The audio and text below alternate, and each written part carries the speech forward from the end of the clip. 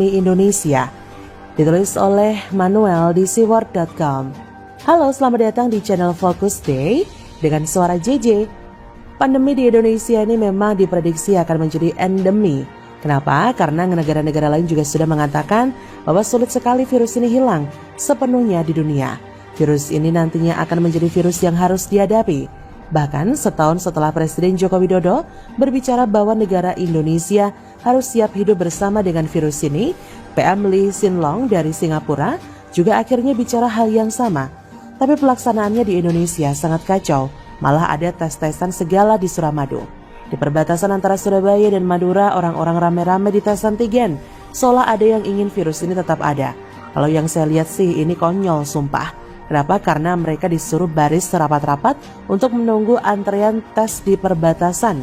Bukannya menghalangi, malah bikin virus tertawa ngakak lihat pola Satgas di Jawa Timur. Benar-benar aneh. Ada kejanggalan-kejanggalan yang saya kira bisa kita lihat di sini. Saya menemukan setidaknya 3 kejanggalan.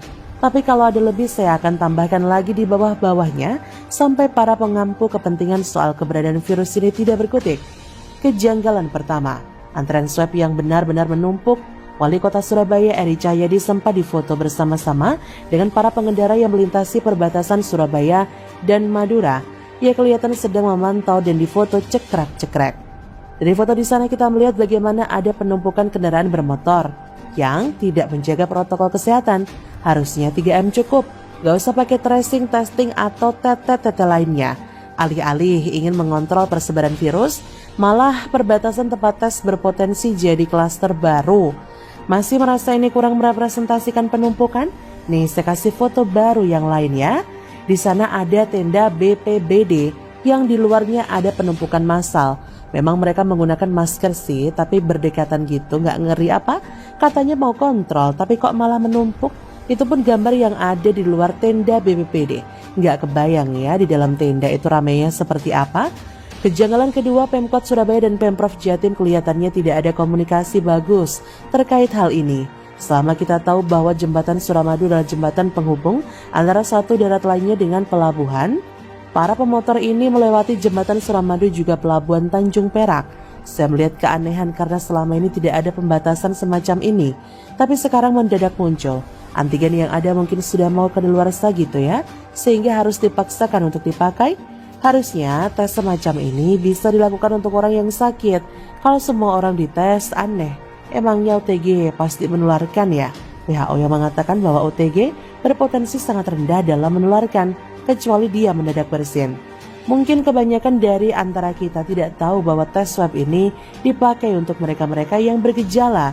Saya punya tes kit baik dari swab antigen ataupun antibodi darah di rumah.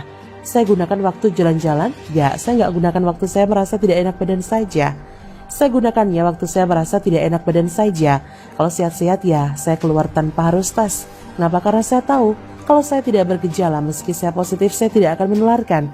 Saya keluar seperti biasa saja, dengan menggunakan masker, menjaga jarak dan mengurangi kerumunan, sesederhana itu saja. Tapi aneh di perbatasan, disuruh tes buat apa? Nggak berlebihan. Rasanya juga tidak berlebihan jika saya berkesimpulan bahwa mereka ini diduga sedang habis-habiskan antigen atau mau penuhi rumah sakit. Kejanggalan ketiga, dari 6 jam swab massal di Suramadu hanya 70 orang yang positif, dan itu pun belum ada info apakah mereka bergejala atau tidak. Dari sini kita melihat angka ini merupakan angka yang sedikit. Jangan bilang 70 orang itu banyak ya. 70 orang yang positif selama 6 jam adalah sedikit. Kenapa? Karena kita harus lihat 70 orang yang positif dites dari jumlah populasinya berapa. Kalau 70 dari 70 ya itu mengerikan. 100% positivity rate-nya, tapi kalau 70 dari 7.000 orang coba hitung saja 1%. Dan sampai sekarang media-media belum menyebutkan berapa orang yang sudah dites. Dari ketiga kejanggalan ini kita bisa melihat bahwa sepertinya tes di Suramadu adalah kegagalan sepanjang sejarah Indonesia dalam melawan pandemi. Pandira yang digelar usai IGD RSUD Bangkalan di lockdown sepertinya bakal gagal. Sangat mungkin justru kesana jadi klaster baru. Paham resiko kerumunan gak sih gubernur dan wali kotanya? Begitulah aneh-aneh. Bagaimana menurut Anda? Silakan tulis komen Anda di kolom komentar, like, subscribe, dan share di sosial media kalian. Artikel ini bisa Anda lihat secara lebih lengkap di laman seaworld.com. Terima kasih sudah menyaksikan channel Focus Day hari ini.